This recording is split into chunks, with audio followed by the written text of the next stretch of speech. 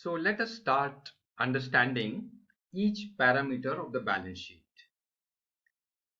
The first, as we know, is the share capital. We have seen earlier that the share capital is the owner's money or the shareholder's money. But in the previous lecture, we have also said that reserves and surplus is also the owner's money. So what is the difference? The difference is that what you call as share capital is actually the face value of the shares issued to the shareholders. Say for example, the company would have issued 25.4 million shares of say rupees 10 each or $10 each or 10 pounds each, whatever currency. Alright. So if it has issued 25.4 million shares with a face value of 10, then 254 million becomes the share capital, the face value of those shares. Alright. Then what is reserves and surplus? You have seen earlier that over a period of years, the company has earned profit, it has grown, some profit it has distributed as dividend, and some portion it has retained as reserves and surplus. And that is how the company has prospered.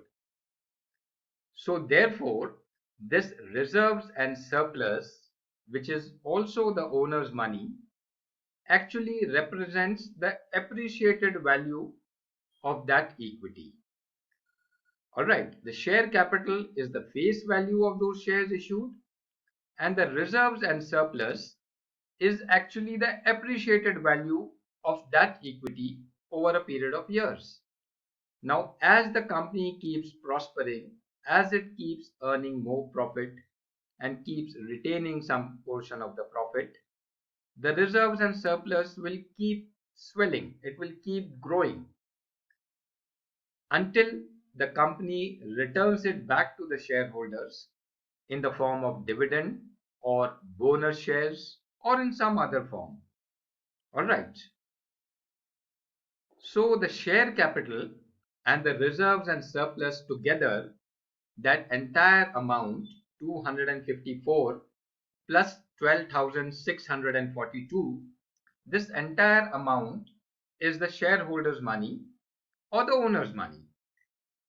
But in itself, just by saying that this much is the owner's money does not make any meaning for the purpose of analysis. What we have to see is how much is the owner's money in comparison to the borrowed money or the debt equity ratio. We shall see it subsequently. Let us talk a little bit more about reserves and surplus. Alright.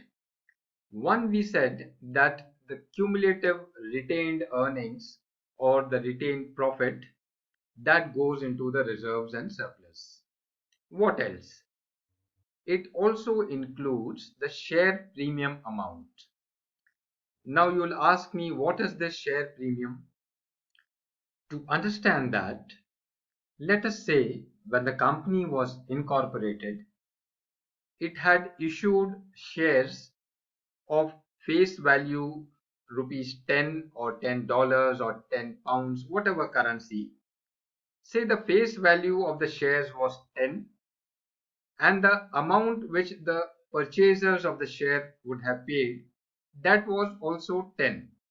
So the face value and the purchase value for the shareholders both were the same, that is 10. Alright. Now over a period of time, the company has earned profit, it has grown, it has prospered, and now for its expansion plan or say for diversification or for further growth, say it wants more money, and so it plans to issue 1 million more shares with a face value of 10. Alright. Now do you think that it will offer the shares at the same price of 10 to the new shareholders? Certainly not, because the company has now grown and prospered. It would not like new shareholders to become, partners in the company at the same original price of rupees 10 or $10 or 10 pounds, whatever. All right. So what the company will do, it will offer the shares at a premium. That means, say for example, the face value is 10 and the premium amount is 100. All right.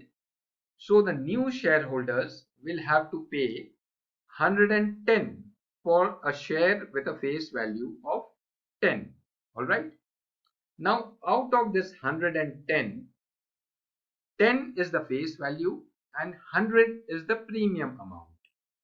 So that 10 multiplied by 1 million shares, that 10 million will go into share capital, and the remaining 100 multiplied by that 1 million shares, so that 100 million will go as reserves and surplus. All right.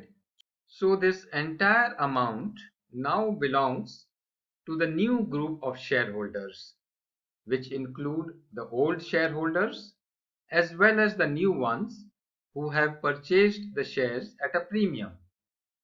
So once the premium has been paid, the old shareholders and the new shareholders are all at par. They are now all equal. We also need to know as to how will the company utilize this reserves and surplus. Okay, one is that they can use this reserves and surplus for paying the normal dividends as well as some special dividend if they want to pay. They can also use this amount for issuing bonus shares. We will see later what are bonus shares. Bonus shares are basically, they are issued to the current shareholders without taking any money from the shareholders. All right. But that much amount from the reserves and surplus will then be transferred into the share capital. All right. Say for example, you have one share of face value 10 and the company gives you one more share of face value 10 without taking money from you, then that much of amount the company will transfer from the reserves and surplus into the share capital. All right. So the share capital will increase and the reserves and surplus will come down after the issue of bonus shares. Then the company can also use this amount for their expansion plans or diversification. The reserves and surplus can also be used for buying fixed assets, payment of legal settlements, repayment of debts. It can also be used for overcoming future losses and managing the working capital requirements. Thus, you see, the reserves and surplus offer much financial flexibility to the company.